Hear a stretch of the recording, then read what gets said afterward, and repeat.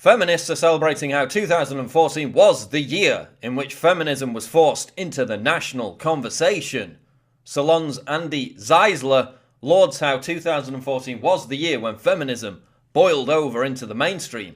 The Guardian's Rebecca Solnit also claims that women's voices assumed an unprecedented amount of power in 2014. In reality, you would have to have been living under a rock for the past 12 months not to have realised that 2014 was the year when feminists lost the debate on everything.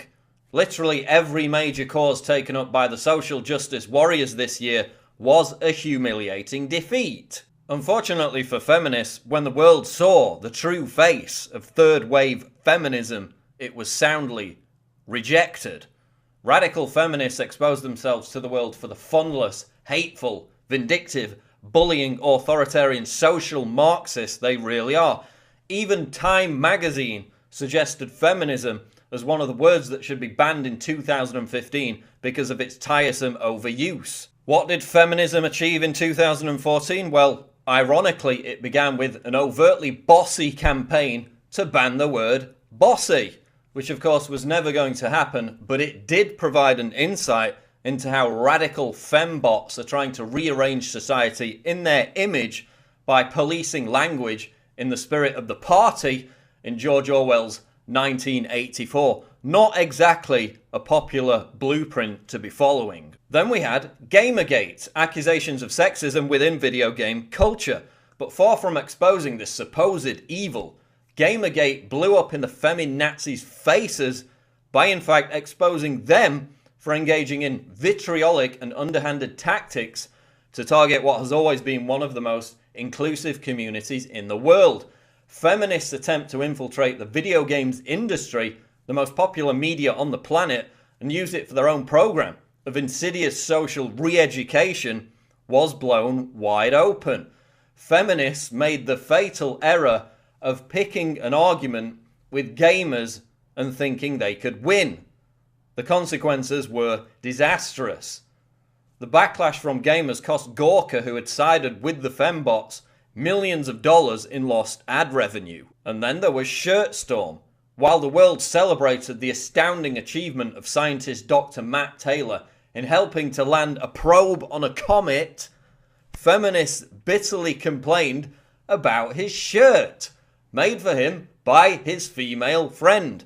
Taylor made a tearful apology, but the wave of revulsion against feminists for attempting to ruin one of humanity's most revered moments in decades by making it all about their idiotic, contrived peeve was overwhelming. And finally, there was the UVA rape scandal. Having cited erroneous statistics for years to push a fallacious argument about rape culture on college campuses in order to defame men, feminists were hideously embarrassed when it emerged that key elements of Rolling Stone's story about a gang rape at the University of Virginia were completely unfounded. So despite the fact that many feminists are celebrating this as some kind of banner year for feminism, the worst thing to happen in 2014 to feminism was the increased exposure of radical feminists. 2014 saw a spate of appalling developments for genuine women's rights issues. From Saudi Arabia declaring women drivers to be terrorists, to a new law in Iraq which legalized the rape of women, to ISIS rape gangs sweeping the Middle East. But feminists were too busy trying to ban words and getting offended over a scientist for a shirt to give a damn about any of that. Feminism is no longer about equality. It's about misandry, PC authoritarianism, and mass social engineering. It's also about rampant hypocrisy, ignoring real women's rights issues over fears of being labelled politically incorrect towards Muslims while screaming bloody murder over a woman being complimented on the streets of New York City. More and more people are beginning to realise this, which is why they're turning away from feminism in droves. According to a YouGov poll, only 1/5 of Americans identify as feminists. Less than a quarter of women identify as feminists. However, the vast majority of Americans agree with gender equality. This tells us that feminism has completely divorced itself from the notion of equality, largely because it has instead chosen to represent itself with inane campaigns that have little to do with equality and everything to do with dogmatic, absolutist social engineering. In 2014, we saw an increasing desperation on behalf of the entertainment establishment to promote feminism via the vacuous sewer pipe of celebrity.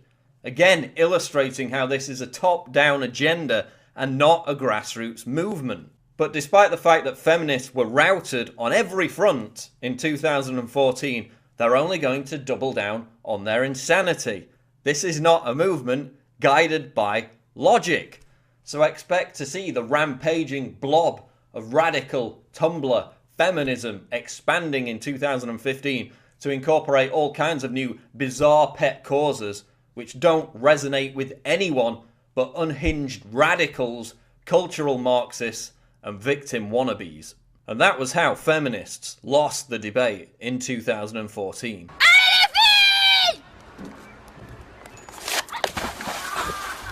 Check out the other videos, subscribe to the channel. I'm Paul Joseph Watson for Infowars.com.